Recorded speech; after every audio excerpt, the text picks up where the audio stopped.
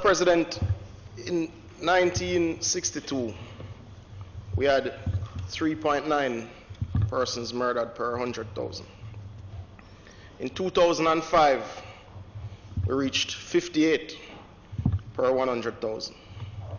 If you look at the murder figures, in particular over the last 48 years, we've had 36,000 plus, just over 36,500 Jamaicans murdered since 1970, Mr. President. That is over 750 a year. The Miami Herald in October 31st, 2001 alluded to the more than 10,000 Jamaicans that had been victims of particular violence when you had served Senator Knight.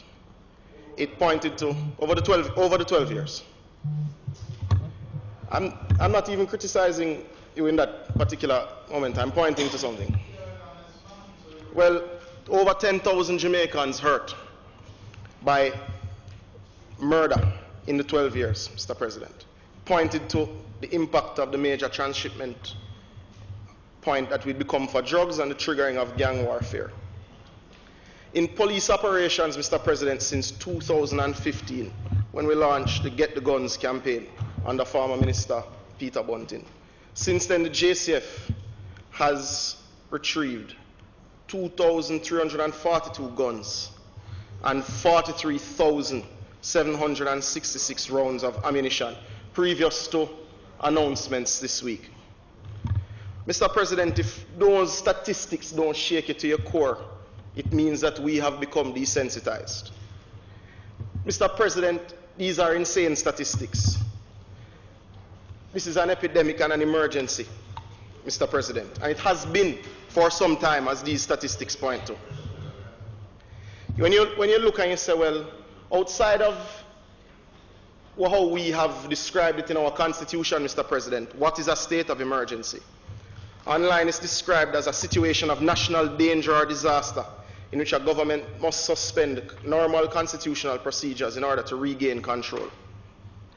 When you look at what an epidemic is, Mr. President, it says often epidemics and resurgences occur, result of weakened malaria control interventions in a particular area. Emergencies such as violent conflicts or natural disasters often trigger malaria.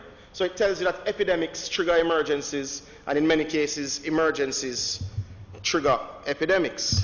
An epidemic is a widespread occurrence of an infectious disease in a community at a particular time.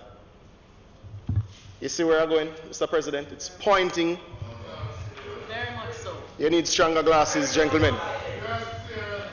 But as it speaks to, Mr. President, when you look at the standard precautions and steps to be taken when there's a breakout of an epidemic, there are a few points listed which I think are similar to what you do under a state of emergency in the national security context.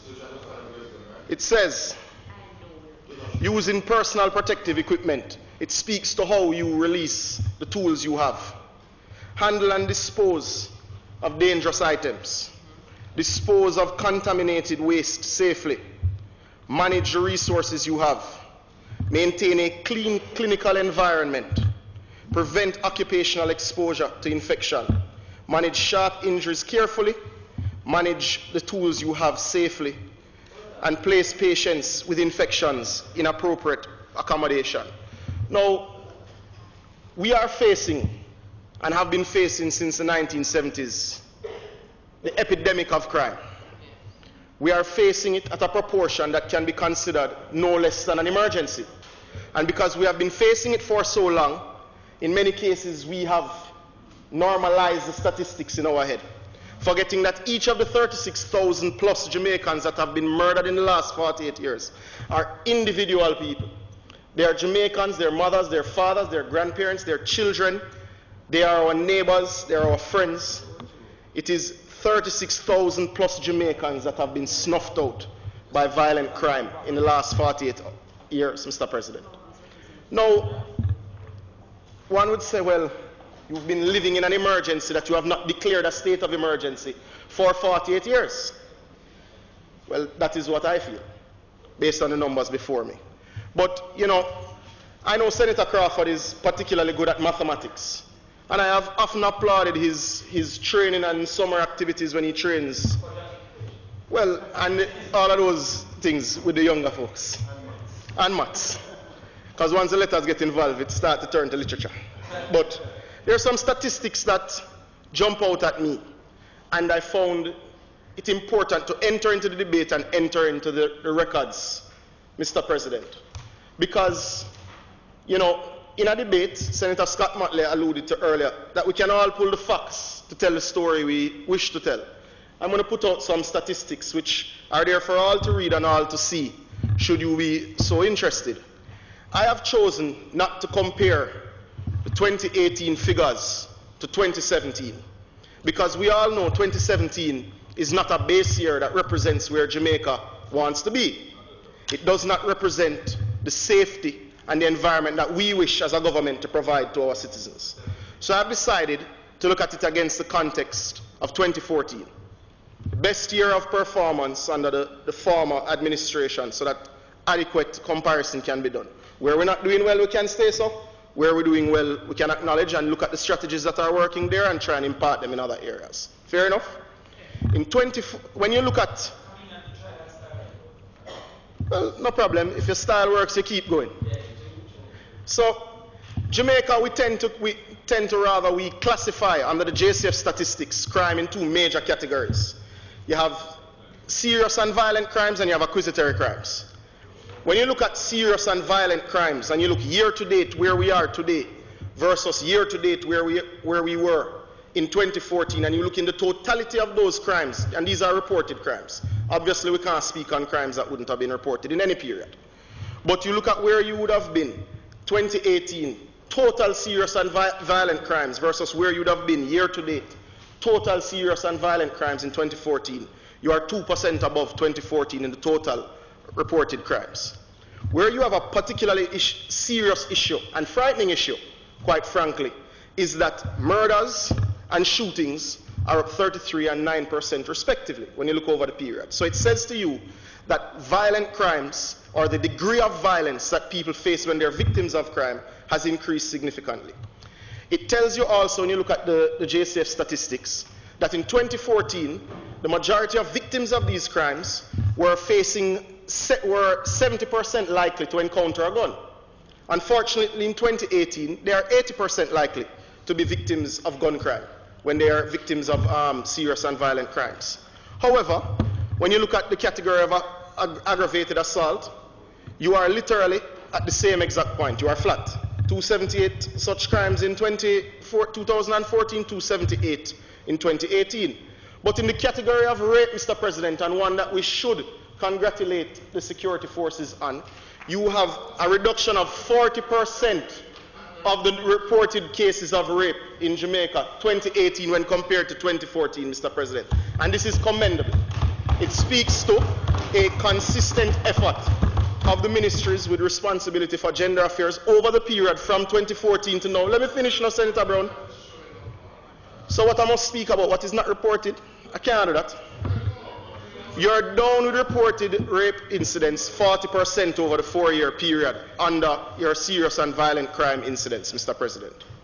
Now, if we understand the context and we take the fact that successive commissioners of police, the last 3 in fact, have spoken to the fact that anywhere between 70 and 80% of murders are being committed as a result of gang crime. And you're looking at the fact that these gangs are 80% of their crimes are using guns. It tells you and starts to point to the problem that you're facing. And the fact that these gangs, they don't operate in the sky, they operate in specific geographic areas largely. When you look at the types of crimes that they commit, it tells you how you have to centralize particular efforts in particular areas. Now, for records and for context, Mr. President, the security forces have also had particular success in the area of accusatory crimes since 2014. Accusatory crimes reported in this country, Mr. President, have fallen 35% since 2014. there is a steady decline where each year since 2014 you would have been at a total of 5,899 such crimes reported in Jamaica at this point in the year, and at 2018 you are at 3,805, Mr. President. That is a 35% reduction. Now, the categories where you are down, what I have found interesting too, is that the clear-up rate that the police are enjoying in these areas has also increased from 2014. So it is a credit to the security forces and the justice system as a whole that consistently since 2014 these numbers, the trajectory has been down.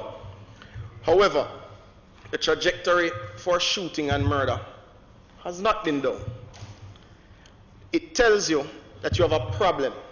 And when you look at the problem and you dissect it and say, well, where have these murders and shootings been taking place? Some police divisions stand out. The Prime Minister in his address on this debate spoke, and indeed the leader of government business pointed to some statistics which I would just like to reiterate for you briefly. Trenchtown in Kingston West had a combined total of 100 murders and shootings in 2017. Whitfield Town, third highest total of 67, and Tivoli Gardens in Kingston West had the fifth highest combined total with 43 murders and shootings combined. In 2018, 55 as it related to Trenchtown, 34 in relation to Whitfield Town, and 32 in Tivoli Gardens. Now, Mr. President, we all are familiar with these areas. These places are not very big places. Though the population is particularly dense, they are relatively small geographic. This number of murders and this number of shootings in such a small geographic area, if we were to take out and compare it to the totality of Jamaican numbers, it is startling, frightening, and can be described as nothing but a state of emergency, Mr. President, outside of the constitutional context. I'm referring to just emergencies general. So I'm saying it is an emergency for the people who live there, whether you declare one or not. Understood, Mr. President.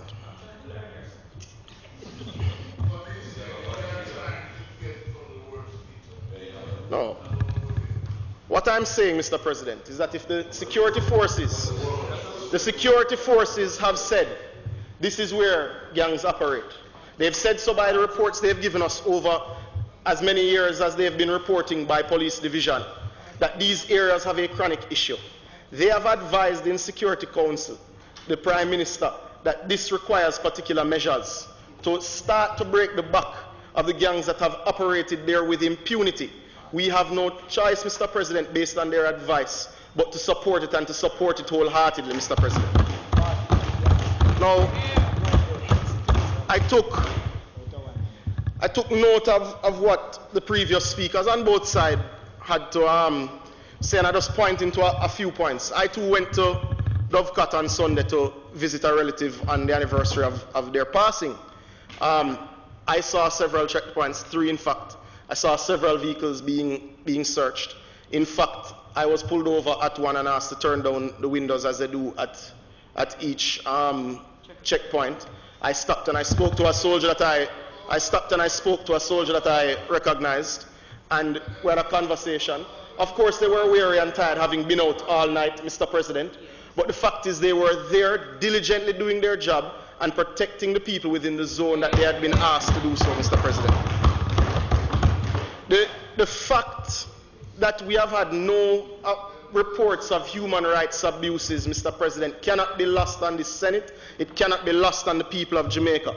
When one considers the historical context of how state of emergencies have been conducted in the past, Mr. President, this is a credit to how we are handling our business.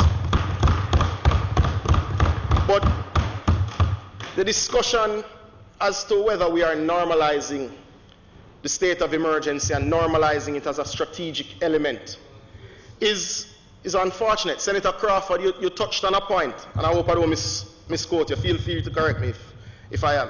You touched on the fact that what it is pointing to is that the minimum requirement of police saturation in areas is representative by what is going on now. But, Mr. President, the fact is the government has acknowledged, this administration and the previous, that we are anywhere between 3,000 and 4,000 short of the number of police that we require to adequately serve the nation. That has been acknowledged by both administrations. So if you're facing the type of violent crime in particular areas that requires this sort of presence, you must call up the army, because you have to fill the gaps and you have a duty to respond and to protect the lives of people. And that is what we have done, Mr. President. And the army has specific regulations with which they must work, and you can't call them up for every little thing. The fact is, you needed to empower them and to put them in a place where you fill the gap in these areas where it is most needed. So that to me gives me yet another reason to support it, Mr. President. But this argument of strategy, I've said this in this House before, I'll say it again. Mr. President, the Prime Minister, I believe it was in 2016, came to this House and tabled the National Defense Framework. Lengthy document. It was dubbed Plan Secure Jamaica. Former Minister of National Security came and tabled the 5-pillar crime plan. I think early 2017, if I'm not mistaken. Both of these documents, some speak to some of the same parts of the defense framework, are extensive. Mr. President, the 5-pillar crime plan is over 200 pages long. I am yet in this House to hear the opposition come and say on page 102 or page 80 this, as a part of this pillar of national security, you can do it this way, or no, this part is wrong and it is showing because you're not working or you're not scoring in this. But this nonsense of having no crime plan is just a fallacy, Mr. President, and we must stop saying it, because it is not the case. The hard-working men and women of the national security apparatus worked tirelessly on those two plans, and it is not fair to them to tell them that there is no plan. If you go through the plan and find a section, if you find a section of that plan, or a page in that plan, or a point in that plan that you say is wrong, that is incorrect, that is not working, you have all right, and as a matter of fact, you have a duty to bring it to our attention and say, amend it such. But to say there is no plan, it is disrespectful to the hard-working men and women. And it is online. Senator Brown is always the one talking about you want to hide things from people. Print it. The point is, so debate it. The point is, every national security debate gives you the opportunity to speak to the elements of these plans. You have never once spoken to the element of these plans. Instead, you come and tell Jamaican people that there is no plan. This is not the case, Mr. President, and it is unfair to the hard-working men and women in the national security framework.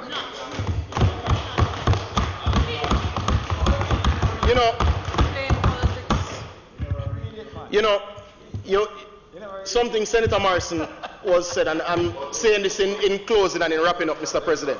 You read it? Something Senator Morrison said was taken out of context. She referred to the 26 guns that were found over 2 days at the Kingston wharves. Mr. President, this follows another large gun seizure which happened in the early part of the year. This followed the dismantling of certain well-known and reputed gangs, including the Uchens gang earlier in the year. Mr. President, this speaks to the fact that other elements of the national security plan, as have been tabled in this House, are indeed working. And there is no disputing that, Mr. President. The facts are there. The fact is, when people say nothing else has come, it's just state of emergency, that is not the case. We tabled and we debated extensively the Zones of Special Operations Act in this House. We are using 2 now, so that is also not the case. And it would be disingenuous to say so. We also sat down in this chamber and debated the MOCA Act. And one will say, well, we left it there for you. But the fact is, we have the legislative responsibility. We can take and not take when we need to take particular pieces of legislation. So obviously we deemed it important enough to bring it here. You have not acknowledged the increase in the training facilities and training capacity of the force. You have not acknowledged the fact that infrastructurally the police force and the security apparatus under this administration has gotten the most significant investments they have gotten in their history, Mr. President. You will have those come and say that we are doing nothing for the police force and that whatever arm and taking care of police. Mr. President, They didn't even have adequate police ballistic vests and helmets when we came to power. Were you aware of that? They were using expired vests. We purchased 4,000 ballistic vests and 1,500 helmets and delivered to the police force when we came in. It's the first thing we had to do. No, that is not the case. No. We commissioned 20 mobile police stations, Mr. President. We have started the process and the fixing up process of the Twickenham Park barracks, Mr. President. I can go on and on. We can talk about the police station in Port Antonio being rebuilt. We can talk about the allocations for the 200 plus police stations to receive upgrades. But Mr. President, the talking down of the national security effort and trying to say that the totality of our strategy is a SOE is unfortunate and unfair. It does not represent the truth. And the opposition continues to disregard the documents which are tabled and not read them and refuse to comment on their existence. It is unfair and ridiculous. Mr. President, I'm going to put it to you this way. I have often said if you were to list or describe what a government's responsibility is, it is to protect the life and rights of its citizens. It is to ensure that when they leave their term of office, they have made the lives of those citizens better. Mr. President, we are making the investment in our national security framework. We are being strategic with the steps we are taking. We are ensuring that sustainable measures are put in place to finally break the back of a 48-year-old problem, Mr. President. 48-year-old problem. Over 36,000 Jamaicans were murdered during that period. We are taking it on where it starts. Mr. President, we often complain about the social interventions. We are doing those, Mr. President. A large part of what is to take place with ZOSO is the social intervention to normalize communities and bring them back into the formal structure. Mr. President, let us do today what other members have done. Let us do what other ministers or former ministers of national security have done.